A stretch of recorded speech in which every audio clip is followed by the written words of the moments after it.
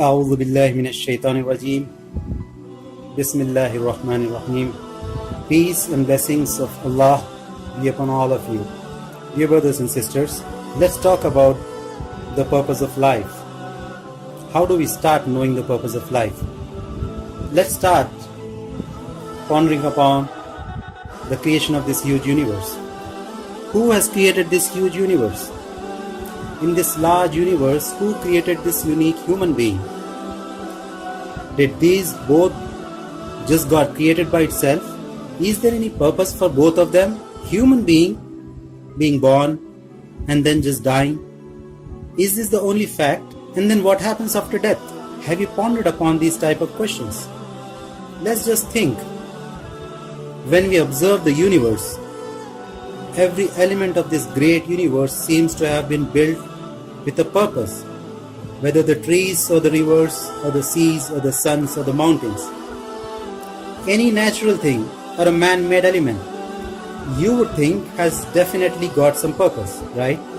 So if everything should exist with some purpose, then would it not be that we also have a purpose? So for all of us and the universe around, if there is a purpose, then what is that purpose? And who would set that purpose? If a man-made machine or a car is shown the purpose by its own manufacturer, how to run it, how to maintain it, then similarly, the supreme being who has created this gigantic universe and the unique special creation human being should also be able to tell us the purpose of running our life, running our human body. Minds might throw up a doubt whether there exists a creator at all. Let's think about this. For anything to exist, there should be a cause and its effect. And more so, there should be a real cause for any effect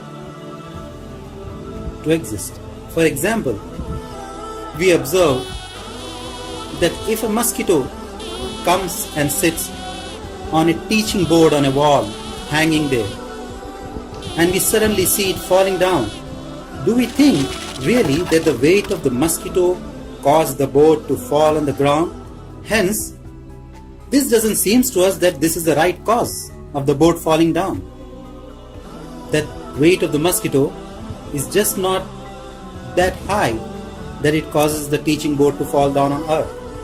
Can someone imagine a scenario where a strong wind comes, gathers some mud, makes measured bricks, arranges them properly, then builds a wall? Then some similar phantom processes causes the assembly of some windows and roofs, and it's painted, the gates are fixed, and a beautiful gorgeous garden is made around it, and there's a neat parking lot comes out of it. Is the above making of an automatic building really a possibility? Similarly, even for this universe to come to existence, there cannot be a false process or a phantom cause. In fact, there should be a correct, perfect, and the most intelligent cause for this universe to exist in such a spectacularly perfect fashion.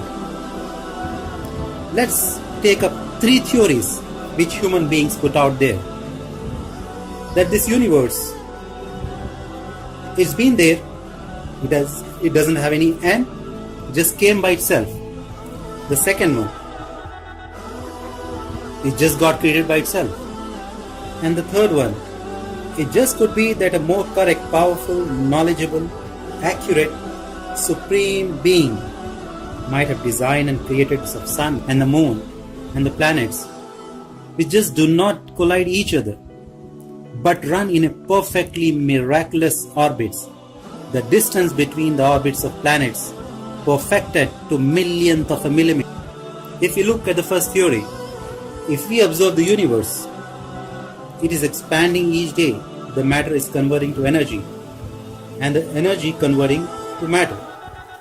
If we believe that this universe is by itself, then it should not decrease. according to the first law of thermodynamics, if matter converts into energy, there is a loss of some energy, and this process continues until there is nothing. This shows that universe was not existing by itself. It was in fact put into motion by someone. Did universe get created from nothing? Look, according to second law of thermodynamics, nothing cannot create something. As previously stated, it's just a wind gathering some mud, making some bricks.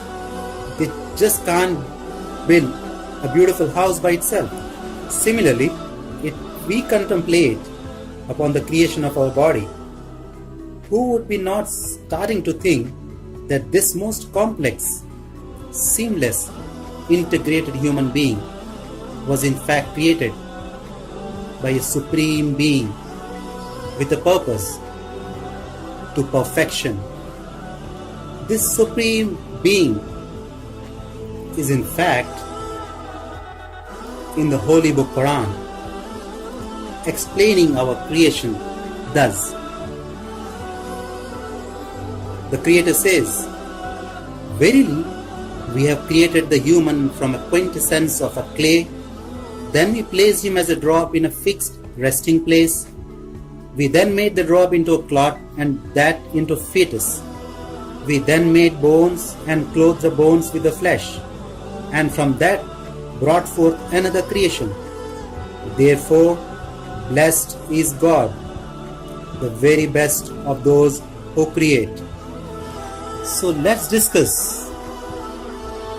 this journey of the human creation and its purpose of life in the next episode. Thank you. Assalamu alaikum wa rahmatullahi wa barakatuh.